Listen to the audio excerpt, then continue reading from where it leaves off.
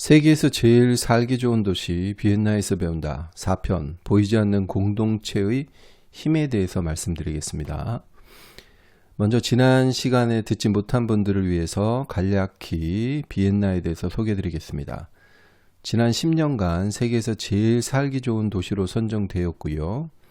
한국은 77위, 도쿄는 49위, 싱가포르는 25위고요. 순위 선정 기준은 해외 주재원의 적정 임금을 산정하는 데 참고할 수 있도록 주택, 정치적 안정성, 범죄율, 여가, 대기오염, 사회기반시설, 건강보험 체계, 교육 등 39개 항목으로 나눠서 평가됐고요. 참고로 2019년 IMF 개인소득 자료에 따르면 오스트리아가 13위로 5만 달러 정도, 한국은 27위로 3만 1,000달러 정도 됩니다. 한국이 27위인 이 개인 소득에 비해서 살기 좋은 도시로는 77위로 선정되었고요. 오스트리아는 13위인데 불구하고 세계에서 제일 잘 사는 도시 비엔나가 1위가 되었습니다. 비엔나에 대해서 이제 호주, 오스트레일리아하고 오스트리아하고 혼돈하시는 분이 계세요. 그래서 오스트리아에는 일단 호주가 아니라 유럽에 있는 곳이라 캥거루가 없고요. 우리가 잘 아는 비엔나 커피, 또 비엔나 소세지라는 명칭도 실제로 없습니다. 그래서 비엔나 오셔서 비엔나 커피 주세요 그러면 잘 몰라요. 네. 자, 그리고 그렇고 커피에 대한 이야기가 나와서 오늘은 잠깐 말씀드리겠습니다. 이 커피 유래는 과거에 오스만 투르크 제국이, 지금의 터키에 위치한 제국이 이 동유럽을 전체를 다 이기고 서유럽을 침공하기 위해서 반드시 비엔나를 거쳐 가야 했습니다. 이곳 비엔나에 거쳐 가야 되는데 이곳에 와서 오스만 투르크족이 이 오스트리아 비엔나에서 항상 패전을 자주 했어요. 그래서 서유럽을 진출하지 못한 그런 국가입니다. 그런 도시입니다. 근데 오스만 투르크의 병사들이 패전을 하고 돌아간 그 자리에 이상하게 검은 이런 시커먼 콩알 같은 게 있더랍니다. 그래서 그걸 가지고 이렇게 해서 먹어보니까 이게 지금의 커피 맛이 났다고 합니다. 비엔나 커피의 유래가 이곳에서 나왔다는 이런 이야기가 있습니다. 네, 이제 오늘은 비엔나에 대해서 잠깐 말씀드리겠습니다. 이 비엔나는 한국하고 어떤 면에서는 상당히 유사한 면이 많습니다. 일단은 지리적인 위치가 한국처럼 중간에 있어서 이 지리적으로도 이렇게 침공을 받을 수 있는 그런 위치에 있고요. 그리고 두 번째로는 이 비엔나 사람들은 음악을 굉장히 좋아합니다. 그래서 우리가 아는 슈베르트, 베토벤, 그리고 세계적으로 널리 알려진 모차르트, 요한 스트라우스 등 이 비엔나에서 활동을 했고요. 우리 한국 사람이 음악을 좋아하고 사랑하는 것처럼 이곳도 역시 음악을 사랑하고 좋아합니다. 또 비엔나 사람들은 사실 백인들이 굉장히 많아요. 그래서 게르만족이다 이렇게 주로 혈통이 많은 부분이 있지만 독일하고 스위스하고 좀 다르게 사람들이 융통성이 있습니다. 한 예로 차를 타고 이렇게 가다가 경찰이 검문을 할 때가 있어요. 왜 경찰이 검문을 하냐면 여러 가지 이유가 있지만 그냥 상시 검문을 할 때도 있습니다. 왜 그러냐면 비엔나에서 동유럽에서 와서 비엔나의 차량을 훔쳐가는 그런 도둑들이 있기 때문에 때로는 이 차량이 본인 것이 아니고 이래서 도둑을 당한 차량이 아닌가 해서 검사를 하는 경우가 있습니다. 이런 경우에 아이들이 만약에 뒤에 탔는데 막 울든지 이러면 그냥 가라고 해요. 그냥 아이들 생각해서 그런 경우도 있고요. 그리고 아주 사소한 약간 경미한 그런 이제 위반을 했을 때 경찰에게 저는 외국에서 와서 또 잘 모릅니다 하고 영어로 이야기를 하면 어떤 경찰관들은 그냥 가라고 해주세요. 그리고 경고만 하는 경우도 있고요. 물론 스위스나 독일에서는 이런 일들이 일어나기는 쉽진 않습니다. 비엔나는 약간 이 서유럽과 동유럽의 중간에 있어서인지 또 국민들이 약간의 융통성을 가지고 있는 것을 발견할 수 있습니다. 그런데 이 융통성이라는 것은 사실은 융통성이라는 말은 어떤 나름대로의 정도가 있고 그 정도를 벗어나지 않는 곳에서 움직이는 게 융통성이라고 배웠어요. 플렉서빌리티라고. 그런데 이 비엔나 사람들은 그렇기 때문에 그런지 굉장히 법에 대해서 그리고 보이지 않는 공동체의 힘이 굉장히 강합니다. 그래서 오늘은 그 부분에 대해서 한번 말씀을 드리겠습니다. 제가 이곳에 비엔나에 2003년에 왔을 때 길거리에 온통 이 개똥이 있는 거예요. 그래서 이 개똥, 이게 정말 선진국인가? 그리고 사람들은 막 길거리에서 마음대로 막 담배를 피고 심지어 뭐 공항에서도 막 누구나 담배를 피는 거예요. 그래서 아니 이게 과연 선진국이 맞을까? 그런 생각도 했어요. 개똥을 밟으면 굉장히 냄새가 독하고요. 어떤 날은 저뿐만 아니라 가족들이 전부 다 개똥을 밟는 날도 있었어요. 뭐 그런 경우에는 우스갯소리로 그냥 뭐 오늘은 복권이나 하나 사볼까? 뭐 이런 이야기도 할 정도였습니다. 근데 사실 그 당시에 왜 개똥을 그냥 치우지 않고 놔뒀나 국민이. 왜 그러냐면 사람들은 여기는 개를 키우는데 이 애완견을 키우는데 이곳에 세금을 냅니다. 그 세금에는 정부가 개똥을 치워주는 그런 비용도 포함됐다고 합니다. 그래서인지 여하튼간 이 똥을 치우지는 않았어요. 그런데 어느 날인가부터 이제 이곳에 보시면 이제 강아지 그림이 있고요. 그 강아지가 50이라는 거를 물고 있는 지금 사진이 있습니다. 굉장히 귀엽죠. 예, 근데 이거는 뭐냐면 어느 날부턴가 개똥을 치우지 않으면 자기 개가 길거리에서 개똥을 치우지 않으면 50유로 벌금을 물리겠다는 게 생겼습니다. 물론 그전에는 조금 더 낮았죠. 35유로인가 정도였던 것 같아요. 근데 이게 생기고 나서 그리고 금연을 하는 거에 대해서 뭐 식당이라든지 이런 것도 한국처럼 이제 실시를 했어요. 근데 정말 놀라운 사실은 이 벌금 때문일 수도 있겠지만 물론 한국도 벌금이 있죠.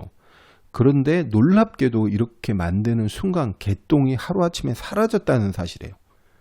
그리고 사람들마다 손에 검은 봉투를 들고 그 개똥 자기 개가 강아지가 똥을 싸면 그걸 치워주는 모습이 발견됩니다. 많이 볼 수 있게 됩니다.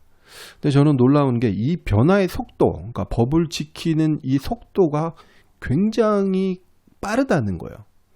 그러니까 오늘 얘기를 했다, 내일 얘기했다, 그러면 바로 없어지는 거예요. 이 민족은. 바로 지켜가는 거예요. 그래서 참 이 부분이 조금 우리가 좀 부러워하는 모습이 아닌가 하는 생각이 들었고요. 그리고 코로나 대처에 대해서도 말씀드리겠습니다.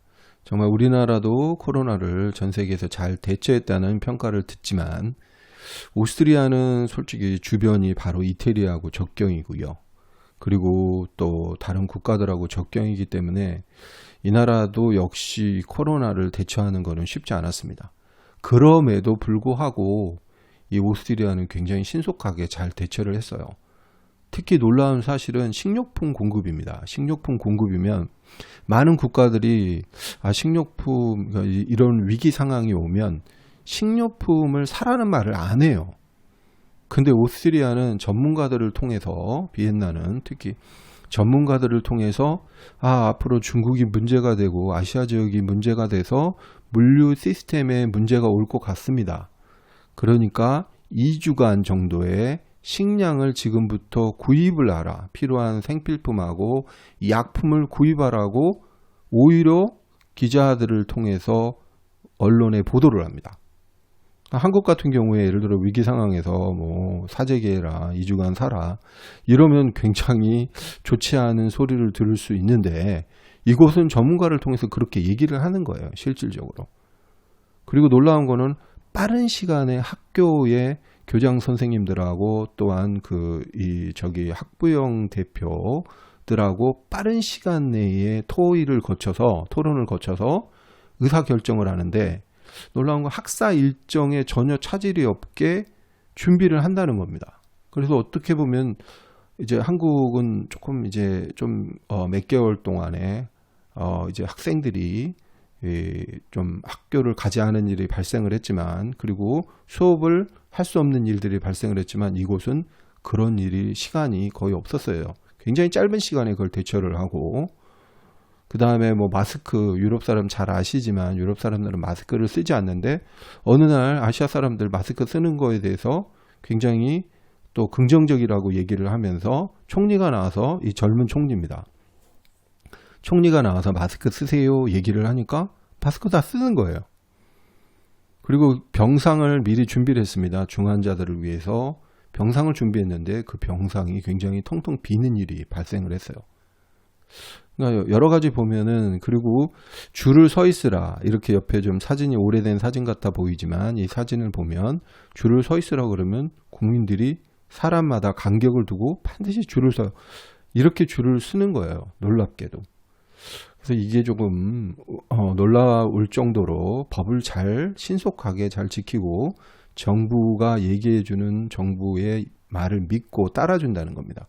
정부도 놀랍게도 1월부터 중국이 발생할 때부터도, 그 전부터도 아마도 이곳은 정부의 말에 따르면 이미 보조금이라든지 여러 가지를 준비하고 있었어요.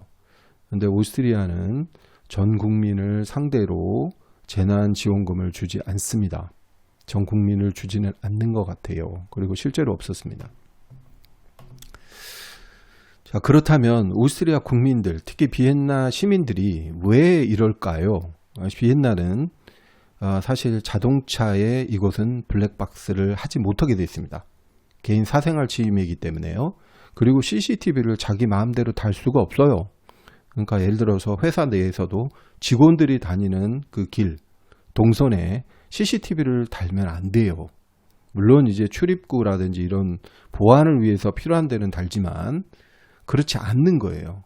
그러니까 그런 데에도 불구하고 솔직히 어떤 범죄율이 굉장히 낮고 여러 가지 측면에서 또 이런 법을 잘 지키는 의식이 있다는 거. 그 중에 하나가 제가 생각할 때 시민들이, 바로 그 시민들의 눈이 CCTV고 경찰이 아닌가, 이런 생각을 해봤습니다.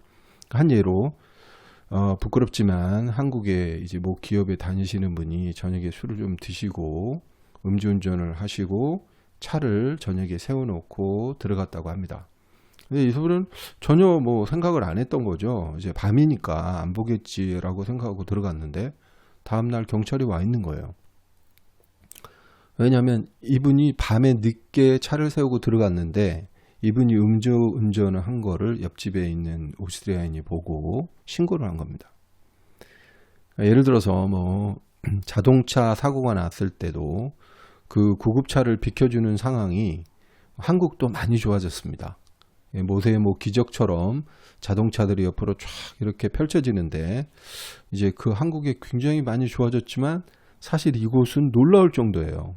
고속도로가 거의 2대 정도의 차량이 들어갈 정도로 아예 갓길로 비껴서 아예 그냥 해놓습니다. 물론 앰뷸런스가 오지 않은 상황이에요. 그럼에도 불구하고 한두 대의 차가 가운데로 갈 수 있도록, 그것도 갓길이 아니고 이 갓길로 차들이 비껴주는 그런 면들을 많이 보게 됩니다. 또 그리고 뭐 예를 들어서 길거리에 약간 좀 불량한 청년들이 이렇게 모여 있다? 그러면 어김없이 경찰이 갑니다. 그것도 경찰이 한두 명이 아니고 여러 명이 가서 그 청년들의 신분증을 달라고 하고, 왜 청년들이 거기 있는지를 물어봐요.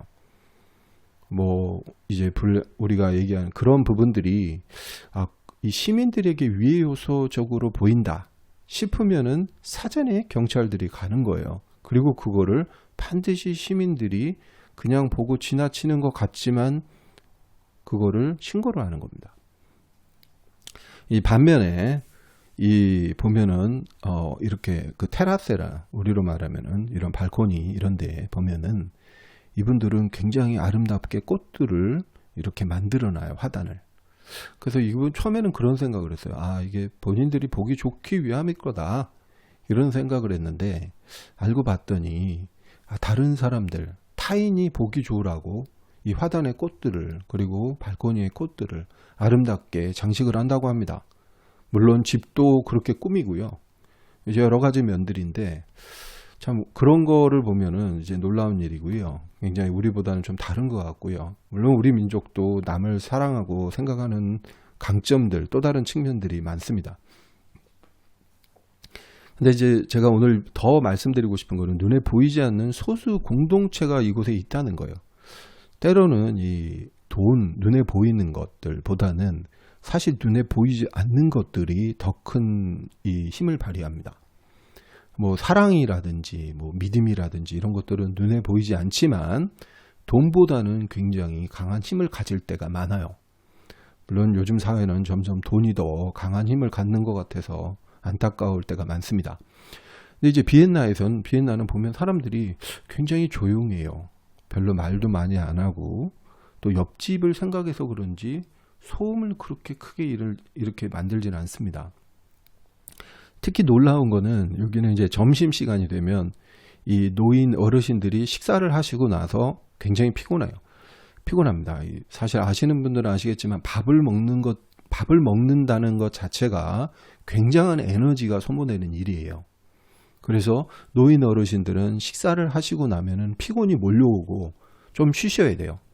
그런데 여기는 놀라운 거는 그 쉬는 시간, 점심 시간이 끝나고 그때 시간을 여기는 사람들이 조용히 서로 지켜줘야 되는 시간이다. 이래서 더욱더 조용히 합니다.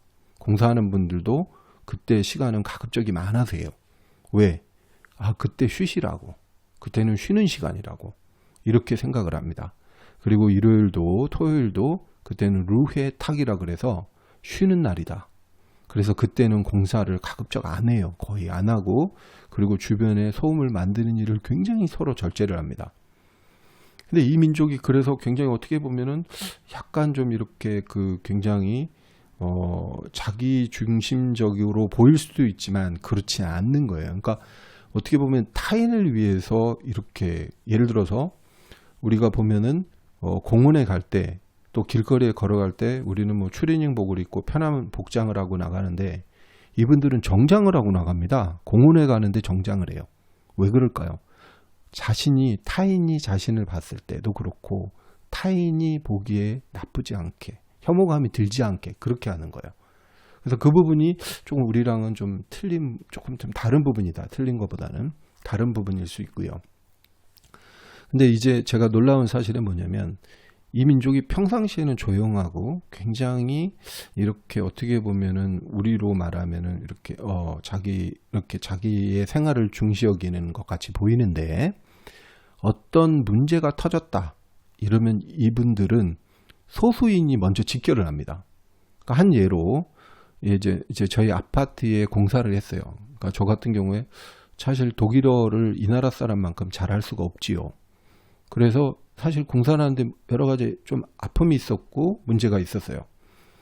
근데 제가 놀라운 거는 저보다 저희 주변에 있는 이웃들, 오스트리아인들이 가만 있질 않는 거예요. 그래서 그거에 대해서 이분들이 뭐 한 분은 편지를 써주시고요. 또 한 분은 저한테 미안하다는 거예요. 오스트리아인으로서 미안하다. 그리고 또 한 분은 이 비엔나 시민으로서 이 비엔나에서는 있을 수 없는 일이다 그러면서 본인이 대응을 하시면서 말씀을 하시는 거예요. 독일어로. 그러니까 이게 보면은 저뿐만 아니고 이 민족이 그 자체의 어떤 불의한 일, 그러니까 공정하지 못하고 공평하지 못한 일이 있다면 그 소수, 그 중심을 주변으로 사람들이 뭉치는 거예요. 그리고 그 불의한 일, 부당한 일, 공평하지 못한 일에 대해서 시작을 합니다. 하나의 소규모 보이지 않는 공동체가 거기서 형성이 돼서 그거를 이분들은 문제를 해결하는 거예요. 그 소수의 공동체들이 다수의 공동체가 되고 그게 데몬스트레이션까지 퍼져나갑니다.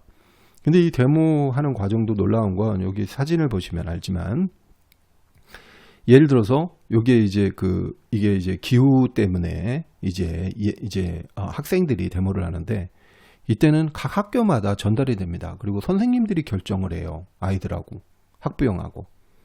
그래서 이 학생들의 의견을 듣고 또 학부형의 의견을 듣고 그리고 참여할 것 같다? 그러면 그날 토요일, 일요일 학교 수업이 없는 날 같이 참여를 합니다. 물론 이때 경찰들이 주변을 다 에워싸고 이 보호해주고 길에서도 사고가 나지 않도록 이렇게 하죠. 뭐 그렇기도 하고. 근데 제가 이거를 보면은 특별히 이 우리나라인 경우 사실 우리나라 민족도 대단한 저력이 있는 민족입니다. 굉장한 힘이 있고요. 단기간 내에 많은 변화를 가져올 수 있는 민족이고요. 또 우리 민족도 정이 많은 민족이에요. 근데 우리 민족이 제가 봤을 때는 우리가 조금 이 민족에게서 느껴야 될 점은 뭐냐?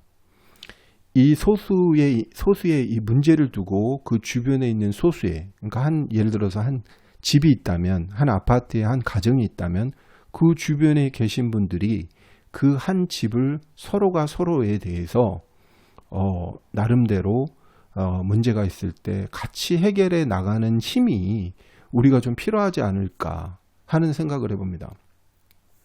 이 민족의 힘은 뭐 나중에 어디에서 이런 보이지 않는 소수 공동체의 힘이 나왔는지에 대해서는 제가 한번 근본적인 원인에 대해서 나중에 한번 말씀을 드리겠습니다만은, 한 예로 이제 과거에 아까 말씀드렸던 오스만 투르크 터키 군대가 이 굉장한 이 용병들, 굉장한 전쟁의 투사들이 엄청난 무기를 들고 동유럽을 다 휩쓸었습니다. 그리고 과거에 비엔나에 왔어요. 근데 비엔나에 그 수십만의 대군이 왔는데 이 비엔나 사람들은 고작 한 10,000명, 20,000명. 이분들이 그때 당시에 모인 분들이. 근데 그분들도 뭐냐? 직업이 다 농민이나 그냥 평민들이 많았어요. 근데 그 농민이나 평민들이, 이분들은 이제 종교가 이제 크리스찬들이니까, 가톨릭이고 크리스찬들이고 교회를 중심으로 움직이는 민족이라, 이분들이 이제 교회에 모여서, 성당에 모여서 기도를 하고, 그리고 그곳에서 말씀을 듣습니다. 그러면서 나가서 수십만 되는 오스트만 투르크인들을 무찔러요. 죽이고. 그러니까 자신들의 목숨을 아끼지 않고 이 비엔나라는 도시를 지키는 민족이에요. 과연 우리도 이런 저력이 있는 민족입니다. 우리도 또 나름대로 우리 소수의 일, 주변 이웃의 일, 이웃의 문제, 이런 문제들이 보이지 않는 소수 공동체들이 응집해서 이런 문제들을 서로 해결해 나가려고 하는 노력들이 서로 필요하지 않을까. 이런 노력들이 바로 비엔나가 지금 전 세계에서 살기 좋은 도시 1위로 지난 10년간 연속해서 이 선정된 이유 중에 하나가 아닐까 하는 생각을 해봅니다. 그래서 우리도 타인에 대한 배려, 그리고 법을 악용하는 자들에 대한 단호함, 그리고 이제 놀라운 거는 예방입니다. 아까 말씀드렸듯이 경찰분들도 그리고 많은 일들을 하시죠. 또 일들이 정말 많으세요. 사람들이 바쁘시고. 그렇지만은 우회적인 요소가 있다면, 누군가 예를 들어서 어려움을 당하고 있다면, 아니면 어려움을 당할 것 같다면 그 부분에 대해서 철저한 예방을 하는, 이제 다음에 또 이런 말씀 자세히 예제들을 들어서 말씀드리겠습니다. 그리고 정부와 그리고 법을 집행하는 분들을 신뢰할 수 있는 마음, 그리고 신뢰할 수 있도록 나름대로 여러 가지 분야에서 이렇게 이야기들을 들으시고, 또 그리고 합리적이고 타당하고, 그리고 개인의 욕심을 버리고 국민을 위해서 결정하는 정부와, 그리고 법을 집행하는 약자들을 위해서, 그리고 법 앞에 모든 만민이 평등하다는 그런 마음을 가지고 우리가 이렇게 법을 집행하는 그런 또 기관들이 됐으면 좋겠습니다. 자, 우리나라 대한민국, 우리 대단한 나라입니다. 저는 대한민국, 우리 한국이, 그리고 서울이, 한국의 많은 도시들이 우리가 배울 수 있는, 또 알 수 있는, 우리만이 가지고 있는 가장 큰 강점은 그대로 살리되 우리가 가야 될 목표, 이제 과거 시간에 전에 말씀드렸듯이만 부동산 가격 낮춰야 되고요. 그것처럼 교육 공부할 수 있는 아이들, 공부하고 싶은 학생들은 마음껏 대학원까지 무상으로 공부할 수 있게, 그리고 또 의료 시스템, 암에 걸려서 또 너무 중병에 걸려서 어려울 때 굉장히 부담 없이 병을 치료할 수 있도록, 그리고 먹거리, 고기도 이렇게 편하게 먹을 수 있고, 또 빵도 또 지금보다도 더 이렇게 우리가 또 쉽게 사 먹을 수 있도록, 그래서 국민들이 좀 더 이렇게 비엔나처럼 세계에서 제일 잘 사는 도시 1위가 되었으면 하는 그런 바람입니다. 감사합니다.